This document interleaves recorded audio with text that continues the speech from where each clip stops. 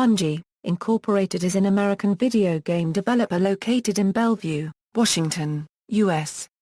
The company was established in May 1991 as Bungie Software Products Corporation by University of Chicago undergraduate student Alex Seropian, who later brought in programmer Jason Jones after publishing Jones' game Minotaur, The Labyrinths of Crete. Originally based in Chicago, Illinois, the company concentrated primarily on Macintosh games during its early years and created two very successful video game franchises called Marathon and Myth. A West Coast offshoot produced the PC and console title NE. Microsoft acquired Bungie in 2000. The project it was working on was repurposed into a launch title for Microsoft's Xbox console, called Halo: Combat Evolved.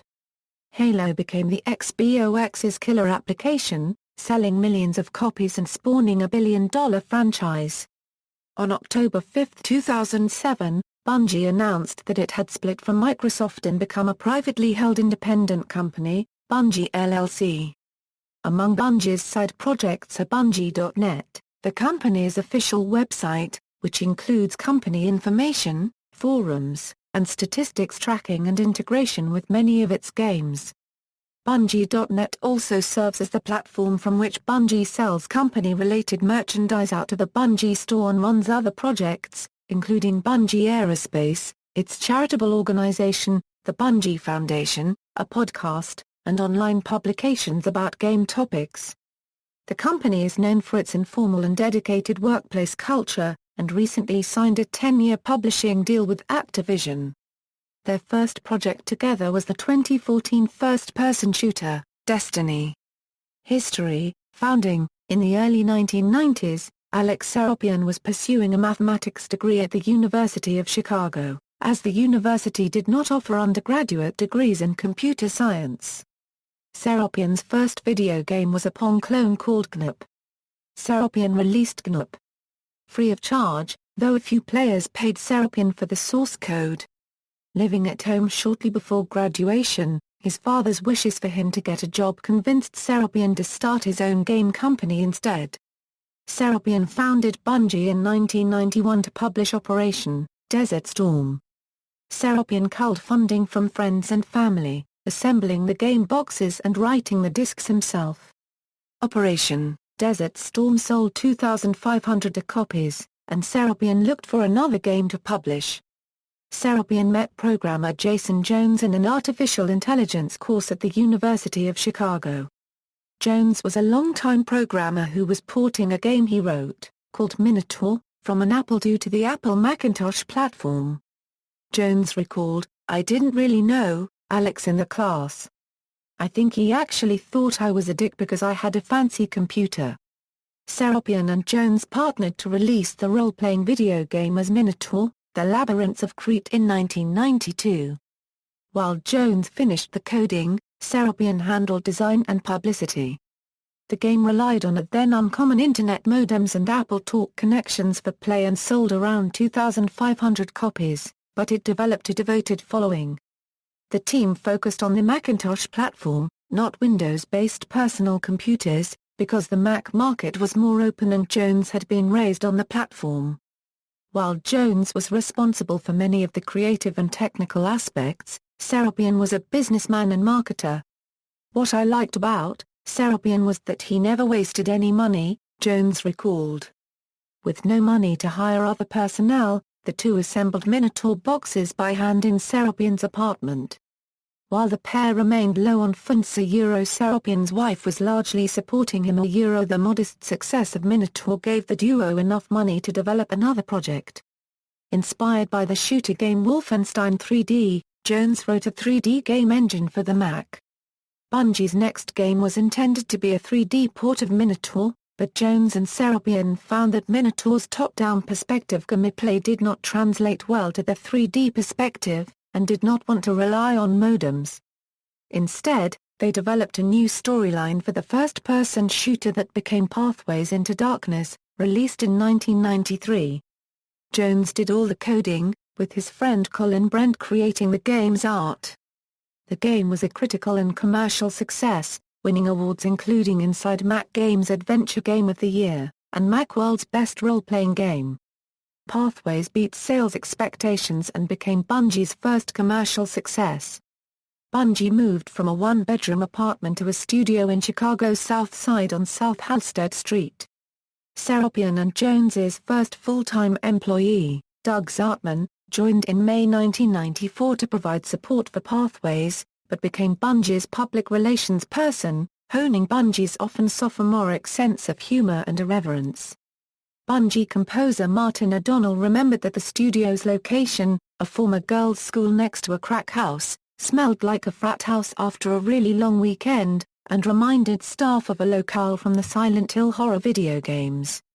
Marathon, Myth and Annie, Bungie's next project began as a sequel to Pathways into Darkness, but evolved into a futuristic first-person shooter called Marathon. Not only did it introduce the rocket jumping mechanic to gamers for the first time, it was the first control system where players could use the mouse to look up and down as well as pan side to side. Pathways had taught Bungie the importance of story in a game, and Marathon featured computer terminals where players could choose to learn more about the game's fiction. The studio became what one employee termed your stereotypical vision of a small computer game companion eating a lot of pizza, drinking a lot of Coke while the development team worked 14 hours every day for nearly 6 months. After showing the game at the Macworld Expo, Bungie was mobbed with interest and orders for the game.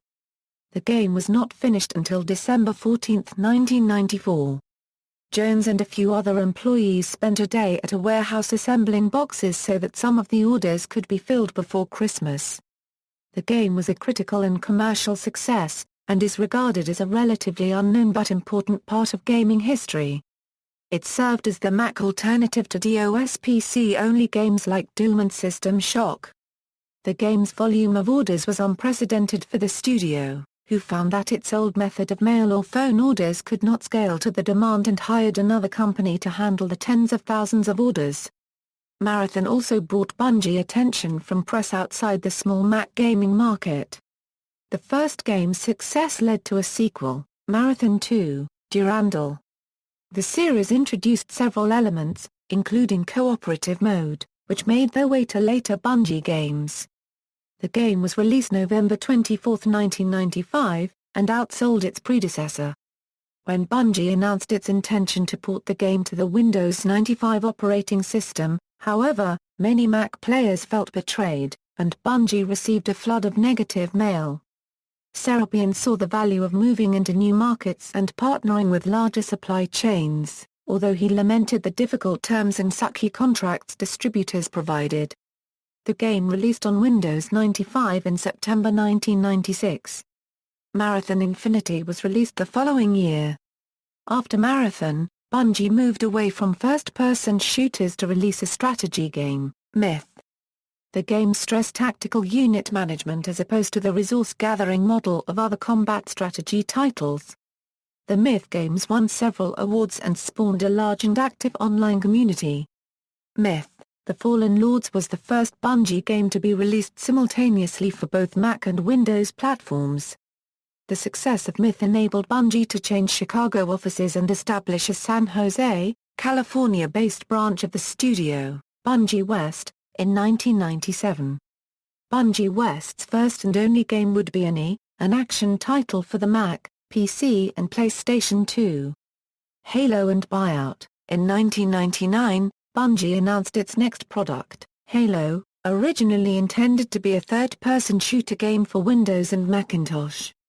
Halo's public unveiling occurred at the Macworld Expo 1999 keynote address by Apple's then interim CEO Steve Jobs. On June 19, 2000, soon after Halo's preview at Electronic Entertainment Expo 2000, Microsoft announced that it had acquired Bungie Software and that Bungie would become a part of the Microsoft game division under the name Bungie Studios.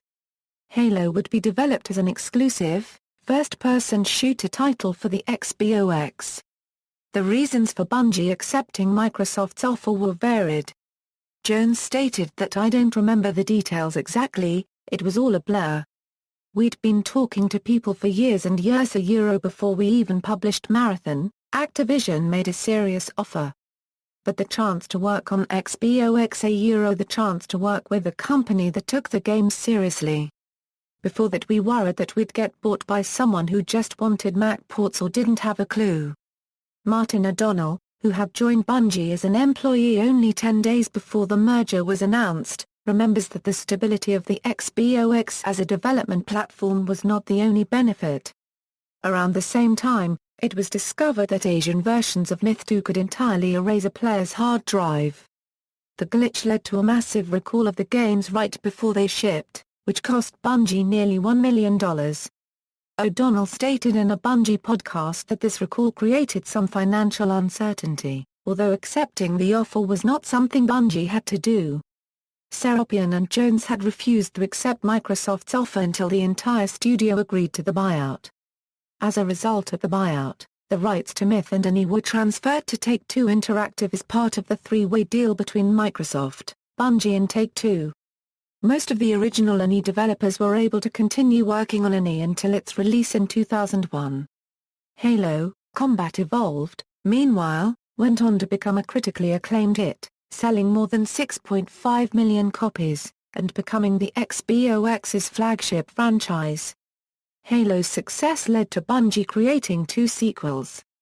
Halo 2 was released on November 9, 2004. Making more than $125 million on release day and setting a record in the entertainment industry.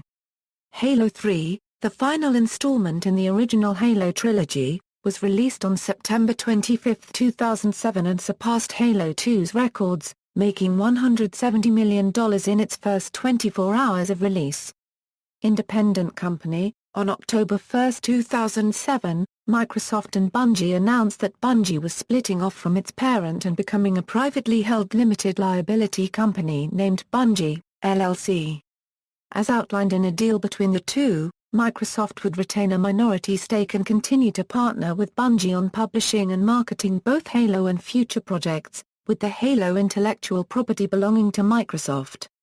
While Bungie planned on revealing a new game at E3 2008, Bungie studio head Harold Ryan announced that the unveiling was cancelled. Almost 3 months later, Bungie announced that the new game was a prequel and expansion to Halo 3 titled Halo 3, Recon. The next month, Bungie changed game's title from Halo 3, Recon to Halo 3, ODST. At E3 2009, Bungie and Microsoft revealed the company was developing another Halo-related game, Halo: Reach, for release in 2010. Reach was the last game in the Halo franchise to be developed by Bungie. Bungie continued expanding, though it did not commit to details about new projects and ship dates. The company grew from roughly 120 employees in May 2008 to 165 in June 2009, outgrowing the studio Microsoft developed. Ryan helped redesign a former multiplex movie theater in Bellevue into new Bungie offices, with 80,000 square feet replacing the 41,000 square feet the company occupied previously. On April 29, 2010, Bungie announced that it was entering into a 10-year publishing agreement with publisher Activision Blizzard. Under Bungie's agreement with Activision, new intellectual property developed by Bungie will be owned by Bungie, not Activision, in a deal similar to the EA Partners program. On June 30, 2011, Bungie announced the Bungie Aerospace project. The problem is intended to provide independent game developers with publishing, resources, and support, including access to the Bungie.net platform. On November 18, 2011, Bungie Aerospace published its first game, Crimson, Steam Pirates, for iOS, developed by startup video game developer Harebrained Schemes. In addition to publishing and distributing Crimson, Bungie Aerospace also provided players with statistical support and a dedicated discussion forum on Bungie.net. On February 17, 2013, Bungie announced Destiny, which launched for the PlayStation 3, PlayStation 4, Xbox 360, and Xbox One platforms on September 9, 2014. Bungie.net Bungie.net serves as the main official portal for interaction between company staff and the community surrounding Bungie's games. When Bungie was bought by Microsoft, The site was originally seen as in competition with Microsoft's own xbox.com site, but community management eventually won out as the bigger concern. The site has been redesigned several times. During Bungie's involvement with the Halo franchise, the site recorded statistics for each game played. This information included statistics on each player in the game, and a map of the game level showing where kills occurred, called heat maps. On January 31, 2012, Bungie announced that, as of March 31, 2012, Bungie.net would no longer update Halo game statistics and Halo player service records, host new user-generated Halo content, or operate Halo's Bungie Pro service. Bungie's cessation of these services on March 31 completed the transition process of all data for Halo games being managed by 343 Industries. While Bungie had long provided places for fans to congregate and talk about games, as well as releasing new information and screenshots over Bungie.net, it historically had made less effort and been less successful at providing access to the inside workings of Bungie and its staff. As part of a move to become more familiar with fans, Bungie recruited recognized and respected voices from the fan community, including writers Luke Smith, Eric Osborne, and others.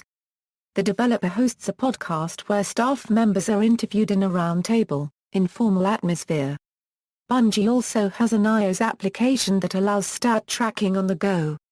Culture. Martin O'Donnell described Bungie's workplace culture as a slightly irreverent attitude, and not corporate, bureaucratic or business-focused. Artist Chikai Wang noted that when he walked into Bungie for an interview, I realized that I was the one who was overdressed, and I knew this was the place I wanted to work. Frank O'Connor comically noted that at a GameStop conference, the Bungie team was told to wear business casual, to which O'Connor replied, Bungie don't do business casual. This informal, creative culture was one of the reasons Microsoft was interested in acquiring Bungie, although game designer Jordan Weissman said that Microsoft came close to destroying the company's development culture, as it had with the now-defunct FASA studio. Studio head Harold Ryan emphasized that even when Bungie was bought by Microsoft, the team was still independent. One of the first things Microsoft tried after acquiring Bungie, after first attempting to fully assimilate them, was to move Bungie into a standard Microsoft building with the rest of the game group. But unlike the rest of the teams they'd brought in previously, Bungie didn't move into Microsoft corporate offices. We tore all of the walls out of that section of the building and sat in a big open environment. Luckily Alex and Jason, Seropian and Jones, Bungie's founders, were pretty steadfast at the time about staying somewhat separate and isolated. Microsoft eventually moved the studio to Kirkland, Washington. Despite the move, financial analyst Roger Ehrenberg declared the Bungie-Microsoft marriage doomed to fail due to these fundamental differences. Bungie also pointed out that it was tired of new intellectual property being cast aside to work on the Halo franchise. Edge described the typical Bungie employee as simultaneously irreverent and passionately loyal. Fiercely self-critical. Full of excitement at the company's achievements, no matter how obscure. And recruited from its devoted fan base. The Bungie workplace is highly informal, with new and old staff willing to challenge each other on topics, such as fundamental game elements. Staff are able to publicly criticize their own games and each other. Fostering studio cooperation and competition, Bungie holds events such as the Bungie Pentathlon, in which staff square off in teams playing games such as Halo, Pictionary, Dance Dance Revolution, and Rock Band. Bungie also faced off against professional esports teams and other game studios in Halo during Hump Days, with the results of the multiplayer matches being posted on Bungie.net. Bungie's staff and fans, known as the Seventh Column, have banded together for charity and other causes. After Hurricane Katrina, Bungie was one of several game companies to announce its intention to help those affected by the hurricane, with Bungie donating the proceeds of special T-shirts to the American Red Cross. After the 2010 Haiti earthquake, Bungie sold Be a Hero T-shirts and donated money to the Red Cross for every Halo 3 or ODST player on Xbox Live who wore a special heart-shaped emblem. Other charity work Bungie has done included auctioning off a painting of Mr. Chief by Frank O'Connor, a Halo 2 soda machine from Bungie's offices, and collaborating with Child's Play auctions. In 2011, Bungie formed a non-profit organization, named Bungie Foundation. In April 2014, music director Martin O'Donnell was fired without cause. Developed games, see also, List of Bungie video games. Related companies, many of Bungie's employees have left the company to form their own studios. Double Ought was a short-lived company composed of several former Bungie team members, founded by Greg Kirkpatrick. Seropian left to form Wideload Games, creator of Stubbs the Zombie and Rebel Without a Pulse. Other companies include Giant Byte, founded by Hamilton Chu and Michael Evans, and Certain Affinity, founded by Max Hoberman. Certain Affinity's team included former Bungie employees David Bowman and Chad Armstrong. The company collaborated with Bungie in releasing the last two downloadable maps for Halo 2 and the downloadable Defiant map pack for Halo, Reach. 343 Industries, a game studio formed by Microsoft to manage the Halo series following the launch of Halo, Reach, also boasts several former Bungie employees, including former community manager Frank O'Connor. References. External links, official website, Bungie.org, a Bungie fan club and information news website.